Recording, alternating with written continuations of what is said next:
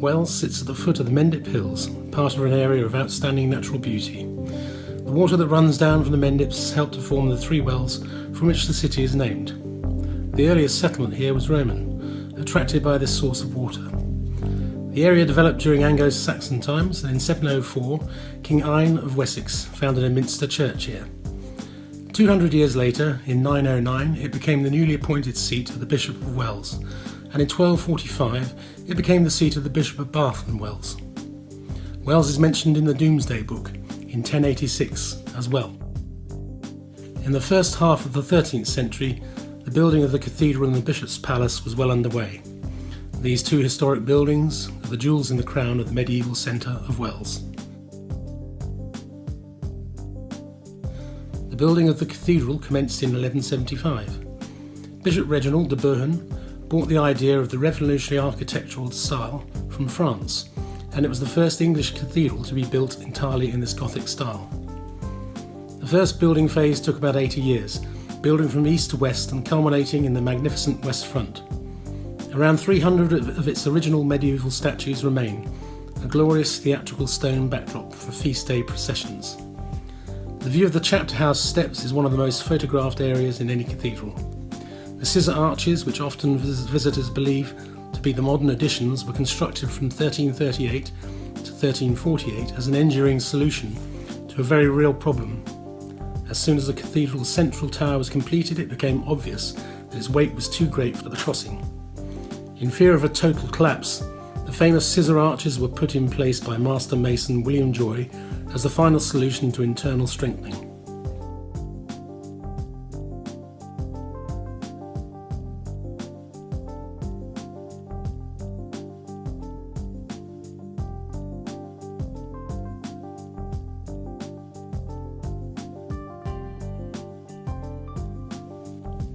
Vicar's Close was built over 650 years ago to house the Vicar's Choral, the men of the cathedral choir, and it has since been continuously inhabited by their successors.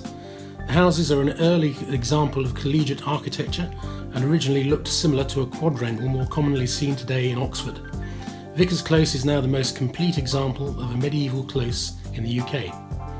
The cathedral was affected by the Protestant Reformation of Henry VIII, but in 1645 Parliament abolished bishoprics and closed cathedrals. In 1660, under the rules of Charles II, the cathedral was reopened. During the Monmouth Rebellion of 1685, rebel soldiers occupied the cathedral and used the cloisters as stables. Today the cathedral stands as a proud testament to the skills of the craftsmen who worked so hard to create it over many, many years.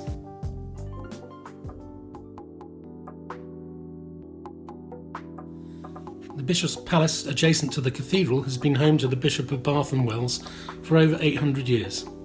Surrounded by a breathtaking moat with resident swans, visitors can cross a flagstone drawbridge, walk under the portcullis and experience a true hidden gem in the heart of the city of Wells. As described by an American visitor 130 years ago, this is a palace of enchantment. There are 14 acres of outstanding RHS partner gardens to explore, including the beautiful well pools from which the city takes its name, with frequent family events, guided tours, a gift shop and a cafe with the best views in Wells. The Bishop's Palace dates from the early 13th century, when Bishop Jocelyn Trotman, the first bishop to hold the title of Bishop of Bath and Wells, received a crown licence to build a residence and deer park on land to the south of the Cathedral St Andrew.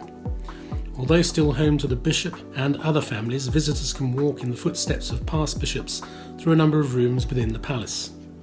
You're also welcome to look around the bishop's private chapel, explore the ruined Great Hall and meet the famous mute swans who live in the moat and ring a bell when they want food. Venture through the archway known as the Bishop's Eye from the market square and you'll be confronted by a moat, gatehouse with drawbridge and ramparts topped with crenellations. As a visitor you will be welcomed with open arms, but Bishop Ralph was more wary about his callers. The mid-1300s were a time of plague, famine and political war, and he built these ramparts for protection and also as a symbol of authority and power. Today the ramparts provide unmissable spectacular views, including those of Glastonbury Tor, the Mendips and the neighbouring cathedral. Many visitors are intrigued by what lies within the moat and ramparts. Here they can discover and explore what is acknowledged to be the most impressive historic bishop's house still in use in England, and a striking example of how bishops in medieval times used buildings to demonstrate their political power.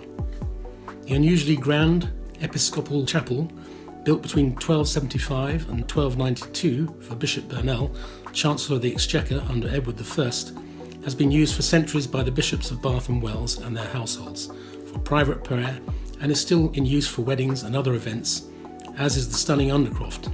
The architecture is a great example of the early English decorated style. Bishop Burnell's splendid dining and entertaining hall was built around 1290, alongside his chapel. Although only 2 walls and the 4 corner turrets survive, it is still one of the most impressive examples of a medieval open hall. Its huge size reflects the power held by Bishop Burnell as a leading statesman of his time. On Wednesdays and Saturdays there is a farmers' market in the marketplace. Stalls include locally sourced food and drink and handmade craft products. Some hot food is also provided, including traditional English fare as well as Indian and Thai cuisine. On market days there are also historic walking tours around Wells which can be pre-booked or turn up on the day. They start at 11 a.m. from the Crown Hotel in the marketplace and last for around 90 minutes. These walking tours are less frequent in the winter months.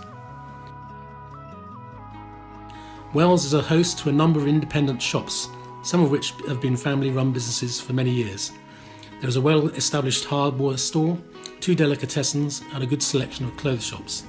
There are also well-established hotels in the historic centre: Swan, Ancient Gatehouse, the Crown and White Hart, as well as a good choice of quality restaurants: Goodfellows, Rigatoni's, Sadler's and Ensemble, Greek Taverna, and cafes: the Liberty, Crofters, No. 21 and Pickwick's.